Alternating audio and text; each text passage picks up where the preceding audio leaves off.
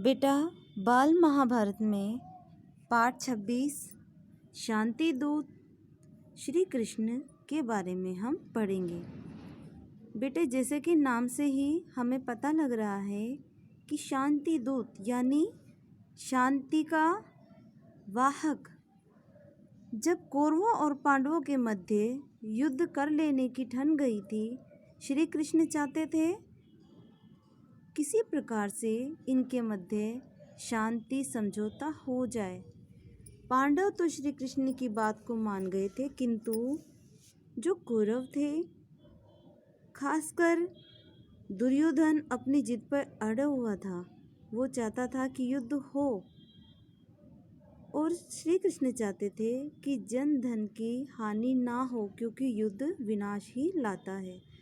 तो युद्ध को रोकने के उद्देश्य से श्री कृष्ण शांति दूत के रूप में हस्तिनापुर आए थे। इसी के बारे में इस पाठ में जिक्र किया गया है। इसमें बताया गया है बेटा कि शांति की बातचीत करने के उद्देश्य से श्री कृष्ण हस्तिनापुर गए। उनके साथ सात्यकी भी गए थे। रास्ते में कुशस्थल नामक स्थान में वह एक रात विश्राम के लिए ठहरे।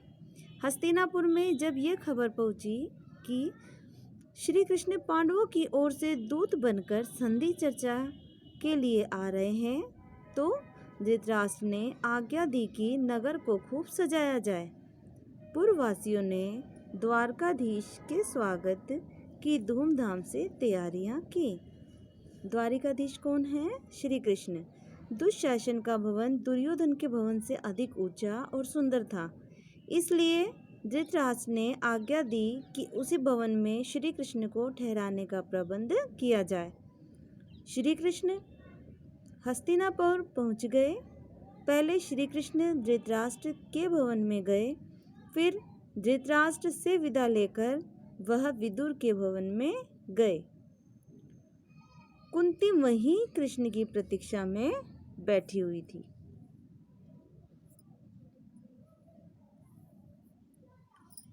कुंती कौन है? कुंती पांडवों की माता है।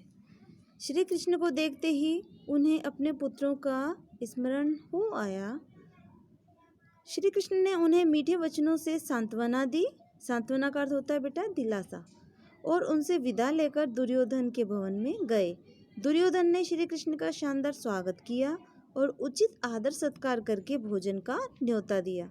श्री कृष्ण ने कहा, राजन, जिस उद्देश्य को लेकर मैं यहाँ आया हूँ वह पूरा हो जाए, तब मुझे भोजन का न्योता देना उचित होगा। यह कहकर वे विदुर के यहाँ चले गए और वहाँ भोजन करके विश्राम किया। इसके बाद श्री कृष्ण और विदुर में आगे के कार्यक्रम के बारे में सलाह हुई। विदुर ने कहा, उनकी सभा में आपका जाना भी उचित नहीं है।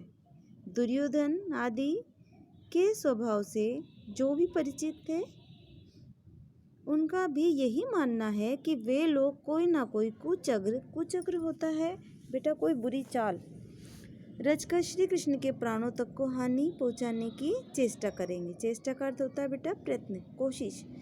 विदुर की बातें ध्यान से सुनने के बाद श्री कृष्ण बोले, मेरे प्राणों की चिंता आप ना करें। दूसरे दिन सवेरे दुर्योधन और शकुनी ने आकर श्री कृष्ण से कहा, महाराज, धृतराष्ट्र आपकी प्रतीक्षा कर रहे हैं। इस पर विदुर को साथ लेकर श्री कृष्ण धृतराष्ट्र के भवन में गए। वासुदेव के सभा में प्रविष्ट होता है बेटा अंदर आना।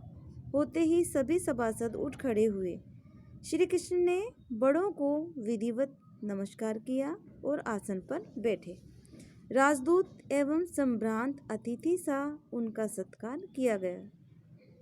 इसके बाद श्री कृष्ण उठे और पांडवों की मांग सभा के सामने रखी। फिर वह धृतराष्ट्र की ओर देखकर बोले, राजन, पांडव शांति प्रिय हैं, परंतु साथ ही वह यह भी समझ लीजिए कि युद्ध के लिए भी तैयार हैं।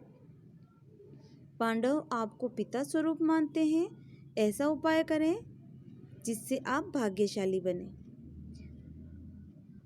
यह सुनकर धृतराष्ट्र ने कहा, सभासदों, मैं वही चाहता हूँ जो श्री कृष्ण को प्रिय है।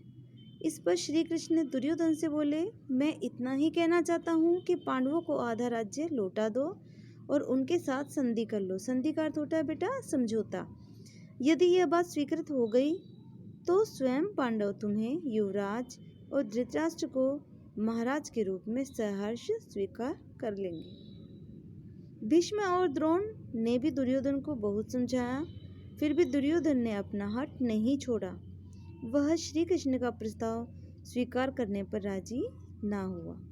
धृतराष्ट्र ने दोबारा पुत्र से आग्रह किया, श्री कृष्ण का प्रस्ताव मान लो, नहीं तो कुल का सर्वनाश हो जाएगा। क्योंकि बेटा युद्ध हमेशा विनाश ही लाता है। सभी ने बहुत समझाया, लेकिन दुर्योधन ने किसी की एक न मानी। दुर्योधन ने अपने आप को निर्दोष सिद्ध करने की जो चेष्टा की थी, उससे श्री कृष्ण को हंसी आ गई। तभी श्री कृष्ण ने दुर्योधन को उन सब अत्याचारों का विस्तार से स्मरण दिलाया जो उसने पांडवों पर किए थे। भीष्म, द्रोण आदि प्रमुख वृद्धों ने भी श्री कृष्ण के इस वक्तव्य का समर्थन किया। बेटा सभी महान महारथी जो थे वो दुर्योधन के साथ थे, क्योंकि उन्होंने दुर्योधन का साथ देना निश्चय किया था, किंतु मन से आत्मा से वह नहीं चाहते थे ऐसा सर्वनाश हो, वो पांडवों का हित चाहते थे। यह देखकर दुशासन क्रुद्ध हो गया, यानी क्रोधित हो गया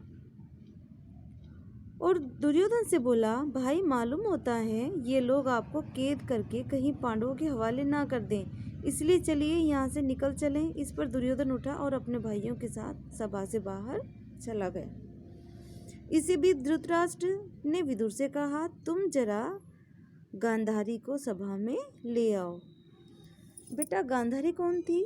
गांधारी धृतराष्ट्र की पत्नी और दुर्योधन की माता थी। बहुत स्पष्ट है और वह बहुत दूर की सोच सकती है। हो सकता है उनकी बात दुर्योधन मान ले। यह सुनकर विदुर ने सेवकों को आज्ञा देकर गांधारी को बुला लिया। गांधारी सभा में आ गई और धृतराष्ट्र ने दुर्योधन को भी सभा में फिर से आने के लिए कहा। दुर्योधन सभा में लौट आया। क्रोध के कारण उसकी आंखें लाल हो गई थी। गांधारी ने भी उससे कई तरह से समझाया, परंतु दुर्योधन ने ये बातें नहीं मानी। अपनी माँ को भी उसने मना कर दिया और दोबारा सभा से निकलकर चला गया। बाहर जाकर दुर्योधन ने अपने साथियों के साथ मिलकर एक षड्यंत्र रचा और राजदूत श्री कृष्ण को पकड़ने का प्रयत्न किया। श्री कृष्ण ने तो पहले से ही इन बातों की कल्पना कर ली थी। दुर्योधन की यह चेष्टा देखकर वह हंस पड़े। श्री कृष्ण उठे, सात्यकी और विदुर उनके दोनों ओर हो गए। सब सभासदों से विधिवत आज्ञा ली। सभा से चलकर सीधे कुंती के पास पहुँचे और उनको सभा का सारा हाल कह सुनाया। कुंती बोली, हे कृष्ण, अब तुम ही मेरे पुत्रों के रक्षक हो।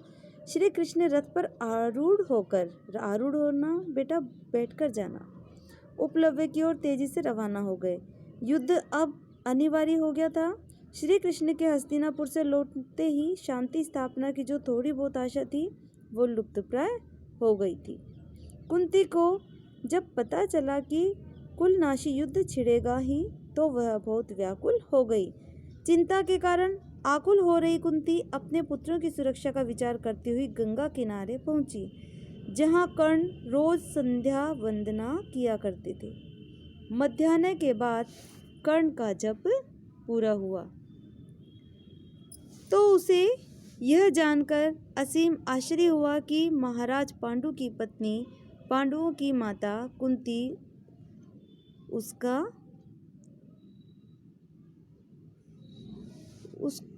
उत्तरीय सिर पर लिए खड़ी है। कर्ण ने शिष्टापूर्वक अभिवादन करके कहा, आज्ञा दीजिए, मैं आपकी क्या सेवा करूं? कुंती ने गदगद स्वर में कहा, कर्ण, यह न समझो कि तुम केवल सूतपुत्र हो। बेटा जब यहाँ पे जो बातचीत होती है कर्ण और कुंती के मध्य, वो किस बारे में होती है? क्योंकि कुंती को ये तो पता लग गया था कि अब युद्ध होने ही वाला है। कुंती अपने बच्चों की चिंता कर रही थी, कहीं मेरे पुत्रों को अब इस युद्ध के अंतर्गत मार ना दिया जाए। किंतु कुंती ये भी जानती थी कि कर्ण उसका ही पुत्र है। उसने कर्ण से बातचीत की और कहा, तुम जानते हो कि तुम सूतपुत्र नहीं हो, तुम कुंती पुत्र ही हो। तो उसने कहा कि तुम मुझे आज वचन दो कि तुम मेरे पुत्रों को नहीं मारोगे। कर्ण ने कहा, माता, चाहे जो भी हो जाए, तुम्हारे 5 पांडव अवश्य बचेंगे। या तो अगर अति होती है युद्ध में, अगर ऐसा असमंजस होता है, तब भी या तो आपका बड़ा पुत्र कर्ण मरेगा या मरेगा तो अर्जुन। किंतु फिर भी मैं वचन देता हूँ कि तुम्हारे 5 पांडव जीवित रहेंगे। इस प्रकार से कर्ण ने अपनी माता कुंती को आश्वासन दिया। अपने बड़े पुत्र की ये सारी बातें सुनकर माता कुंती का मन बहुत विचलित हुआ, परंतु उन्होंने उसे अपने गले से लगा लिया और बोली, तुम्हारा कल्याण हो। कर्ण को इस प्रकार आशीर्वाद देकर कुंती अपने महल में चली गई।